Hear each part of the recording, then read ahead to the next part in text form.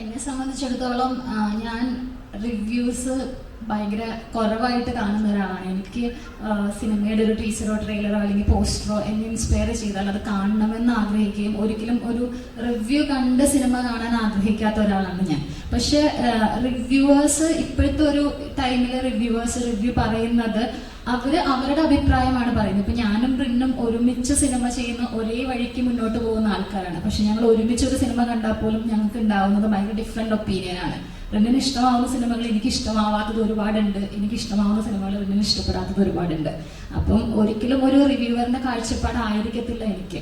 ഞങ്ങളുടെ സിനിമയുടെ ഒരു കാര്യത്തിൽ എനിക്ക് തോന്നുന്നു ഇവിടെയുള്ള ഒരു 90% റിവ്യൂവേഴ്സും എല്ലാവരും, ഈവൻ ഈ അശ്വന്ത് കോക്ക് അടക്കം എല്ലാ ആൾക്കാരും, ഈവൻ അശ്വന്ത് കോക്കിന്റെ ക്യാപ്ഷൻ എനിക്ക് ഇപ്പോഴും ഓർമ്മയുണ്ട്. അയാൾ എല്ലാ സിനിമയ്ക്കും ഭയങ്കര നെഗറ്റീവായിട്ടുള്ള ക്യാപ്ഷൻസ് ഒക്കെ ആയിരിക്കും ചിലപ്പോൾ പോസ്റ്റ് ചെയ്യുന്നത്. പക്ഷെ പ്യാലിക്ക് പുള്ളി ഇട്ടപ്പോൾ ക്യാപ്ഷൻ വാസ് ബ്യൂട്ടിഫുൾ എന്നായിരുന്നു.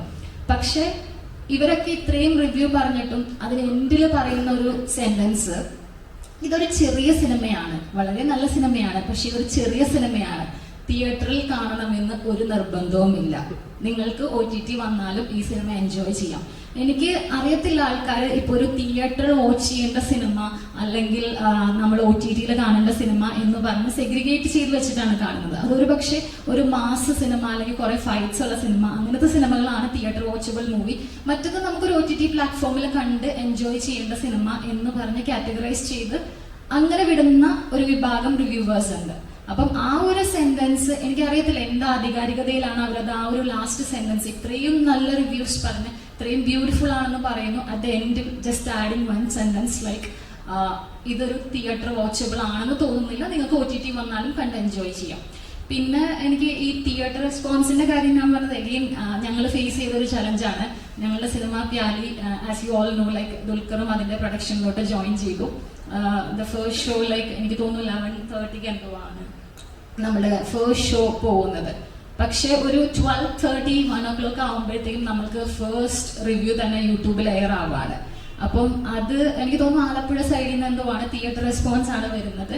ആൻഡ് ഇറ്റ് വാസ് ലൈക്ക് ഒരു നമുക്ക് തന്നെ ഫീൽ ചെയ്യുന്നു, it was A propaganda, like ഒരു ഒരു ഒരു ഫാനിസം അതിൽ ഫീൽ ചെയ്യുന്നു. ഒരു ആക്ടർ ജോയിൻ ചെയ്ത് അത് എല്ലാവരും പോയിന്റ് ചെയ്യുന്ന ദുൽഖർ എന്ന് പറഞ്ഞൊരു ഫാക്ടറിനെയാണ്. എന്തിന് ദുൽഖർ ഈ സിനിമ എടുത്തു, ദുൽഖറിന് എന്തിനാണ് അങ്ങനെ പറഞ്ഞിട്ട് ഒരു പ്രൊപ്പഗാൻഡ നമുക്ക് അതിൽ ഫീൽ ചെയ്യുന്നുണ്ടായിരുന്നു. സോ അതൊരു സിനിമ കഴിയുന്നതിന് മുൻപ് ഇപ്പം സർ പറഞ്ഞ പോലെ തിയേറ്റർ റെസ്പോൺസ് എന്ന് പറയുന്നതിന് എനിക്കൊരു ആധികാരികത ഒട്ടും ഫീൽ ചെയ്യുന്നില്ല. കാരണം ഒരു 1:30 അല്ലെങ്കിൽ 2 o'clock തീരുന്ന ഒരു സിനിമയ്ക്ക് അതിന് മുൻപേ ഷൂട്ട് ചെയ്ത് എഡിറ്റ് ചെയ്ത് വെച്ച റിവ്യൂവേഴ്സ് വരെ വരുന്നുണ്ട്. അപ്പം അതിലൊരു ആധികാരികത കാണുന്നില്ല. മറ്റത് എനിക്ക് പിന്നെയും അവരവരുടെ അഭിപ്രായം പറയുന്നു. Definitely it's A good thing ആയിട്ട് എനിക്ക് ഫീൽ ചെയ്യുന്നത്. Thank you. ഇത് നമ്മൾ ഈ റിവ്യൂ തുടങ്ങിയിട്ടിരിക്കുന്നത് 5-6 വർഷമായി. എന്തുകൊണ്ടാണ് ഈ സമയത്ത് വന്നതെന്നുള്ളത് വലിയൊരു വലിയ മാറ്ററാണ്. പണ്ടതൊക്കെ OTT സ്റ്റാർ വാല്യൂ വെച്ചിട്ട് സിനിമ ഇപ്പോൾ വിൽക്കാൻ പറ്റില്ല. തിയേറ്ററിൽ ഓടി റെസ്പോൺസ് അറിഞ്ഞാൽ മാത്രമേ സിനിമ വിൽക്കാൻ പറ്റൂ. സോ ഒരാഴ്ച എന്ന് പറയുന്നത് ഭയങ്കര ഇമ്പോർട്ടൻ്റ് ആണ്. അത് വലിയ സ്റ്റാർ അല്ലെ വലിയ ബഡ്ജറ്റ് സിനിമകളെ സംബന്ധിച്ചാൽ റിവ്യൂ ബുദ്ധിമുട്ടും ആവും. അതിൻ്റെ ഓപ്പോസിറ്റ് സൈഡുണ്ട്. നിങ്ങളൊരു വലിയ ആർട്ടിസ്റ്റ് ഇല്ലാതെ നിങ്ങൾക്ക് മാർക്കറ്റ് ചെയ്യാൻ കാശില്ലാതെ ഒരു ചെയ്യുന്നൊരു സിനിമ 10 പേര് കാണുന്ന റിവ്യൂസ് കാരണമാണ്. ഇതിനൊരു ബാലൻസ് ഉണ്ട്. നമ്മൾ ഏത് പക്ഷത്താണെന്നുള്ളത് ഇതിൻ്റെ ഒരു ഭാഗം കൂടാണ്.